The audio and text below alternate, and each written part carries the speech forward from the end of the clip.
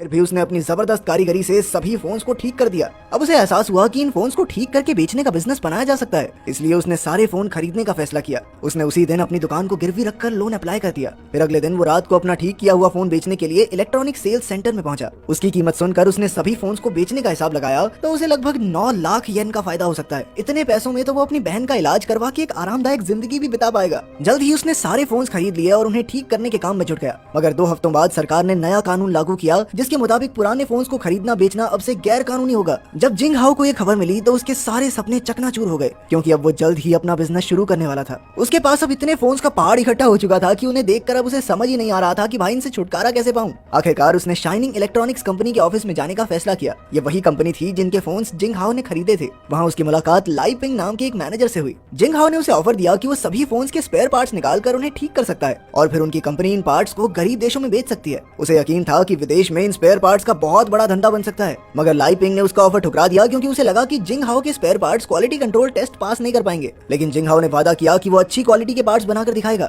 आखिरकार लाई पिंग ने कहा कि पहले भाई थोड़े बहुत बना के दिखा, अगर बढ़िया हुए तो कंपनी डील करने को तैयार है। उस दिन से जिंग हाओ जी तोड़ मेहनत के साथ फोन्स में से छोटे छोटे पार्ट्स निकालकर उन्हें रिपेयर करने में जुट गया। ये काम बेहद पेचीदा था, मगर मेहनत और लगन से जिंग हाओ ने सभी के पार्ट्स निकालकर बिल्कुल ठीक कर दिए। इसके बाद वो इन्हें लेकर कंपनी के हेडक्वार्टर्स में पहुंचा। कंपनी वालों ने उनका टेस्ट करवाया और आखिरकार जिंग हाओ के पार्ट्स क्वालिटी टेस्ट में पास रहे। इसके बाद वो दौड़कर लाई पिंग से मिलने गया, लेकिन वो कंपनी के डायरेक्टर मिस्टर जाओ के साथ था। जिंग हाओ ने उसे क्वालिटी रिपोर्ट दिखाई, मगर लाई पिंग ने कहा कि उसने पार्ट्स खरीदने का कोई वादा किया ही नहीं था। असल में लाई पिंग ने उससे वादा ऐसे ही कर दिया था, क्योंकि अंदर ही अंदर उसे भरोसा था कि ये 20 साल का लड़का अच्छी क्वालिटी के पार्ट्स कहाँ बना पाएगा। खैर फिर जिंग हाओ दौड़कर मिस्टर जाओ के पास गया और उनसे 10 मिनट का समय मांगा, ताकि वो उन्हें अपना बिजनेस आइडिया समझा सके। मगर मिस्टर जाओ जल्दी में थे, इसलिए वो उसकी बात बिना सुने अपनी गाड़ी में बैठ गए। तब जिंग हाओ ने अपनी मोटर बाइक पर उनका पीछा किया और काफी खतरनाक रास्तों से बचते बचाते मिस्टर जाओ की ट्रेन तक पहुंच ही गया। उसने फिर से उनसे 10 मिनट का समय मांगा और फिर अपना सारा बिजनेस उन्हें समझाया। तब मिस्टर जाओ ने कहा कि वो पुराने फोन्स खोलकर सारे पार्ट्स थोड़ी ना ठीक कर लेगा, पर जिंग हाओ ने कहा कि सर ये मत सोचो कि मैं कर पाऊंगा या नहीं, आप ये सोचो कि अगर हो गया तो क्या आप मुझसे डील करोगे। उसकी इस बात पर मिस्टर जाओ ने हामी भर दी। लेकिन मिस्टर जाओ ने यह भी कहा कि अगर वो नाकामयाब रहा तो मिस्टर जाओ फैक्ट्री या वर्कर्स का खर्चा नहीं देंगे।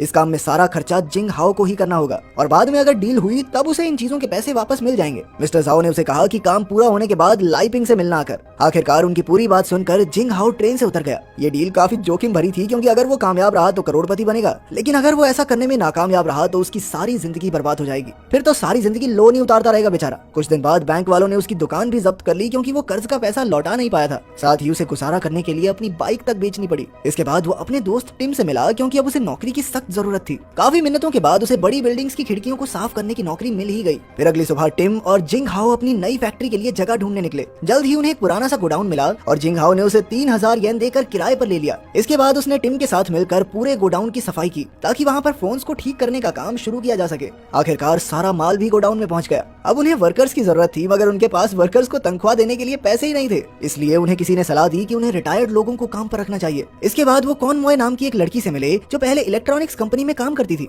लेकिन फिर एक एक्सीडेंट में उसकी सुनने की शक्ति चली गई। तब जिंग हाओ ने उसे काम पर रखा और चिल्ला चिल्ला कर उसे काम सिखाया। अगला वर्कर था जेम्स, जो पहले मैनेजर हुआ करता था, पर एक दिन उसने किसी को पकड़ के पीट दिया, जिस वजह से उसे जेल जाना पड़ा। जिंग हाओ ने उसे भी स्पेयर पार्ट्स ठीक करने का काम सिखाया। फिर उनकी अगली मुलाकात हुई हांजी नाम के एक आदमी से, जो पूरा दिन गेम्स खेलकर अपना समय बर्बाद ही करता रहता था। लेकिन अब उसे नौकरी की जरूरत थी, क्योंकि अब वो अपनी पसंदीदा औरत से शादी करने वाला था। इसके बाद टिम वृद्धाश्रम से कुछ बुढ़ों को लेकर आया, जो जिंग हाओ की मदद करना चाहते थे। हालांकि वो काफी ज्यादा बूढ़े थे, मगर जिंग हाओ को उनकी पूरी जिंदगी के काम के तजुर्बे की बहुत कद्र थी। आखिरकार जिंग हाओ ने कुछ ही दिनों में उन्हें भी तैयार कर दिया और इन्हीं वर्कर्स के साथ मिलकर उसने नाइस व्यू नाम से एक कंपनी बना दी। अब जिंग हाओ दिन भर खिड़कियां साफ करने का काम करता, ताकि वो अपना गुजारा कर सके। उधर उसकी बहन मिनी की हालत में अब भी कोई सुधार नहीं था। जिंग हाओ कैसे भी करके उसे खुश रखने की कोशिश करता था। इधर उसकी कंपनी में वर्कर्स दिन रात काम करने लगे और कुछ समय बाद हांजी ने अपनी पसंद की लड़की से शादी भी कर ली। सारे वर्कर्स इस खुशी के मौके पर उसके साथ शामिल थे, मगर बाद में जब जिंग हाओ पार्टी से वापस घर लौटा तो उसने देखा कि उसके मकान मालिक ने उसका सारा सामान घर से निकालकर बाहर फेंक दिया था, क्योंकि उसने पिछले 3 महीने से किराया ही नहीं भरा था। उस रात जिंग हाओ ने टिम के यहाँ रात गुजारी, ताकि मिनी चैन की नींद सो सके।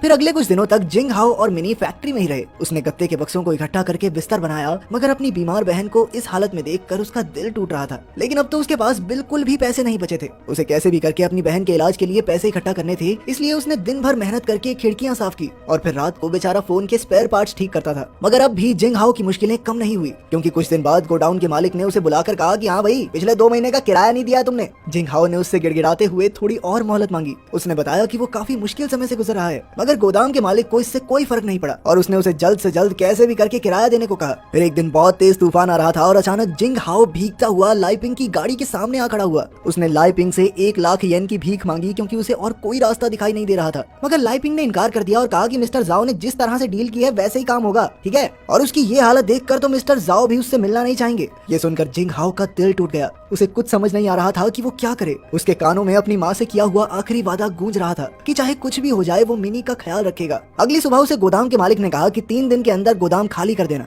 अब तो जिंग हाओ पूरी तरह से हिम्मत हार चुका था और उसे बुरी खबर अपने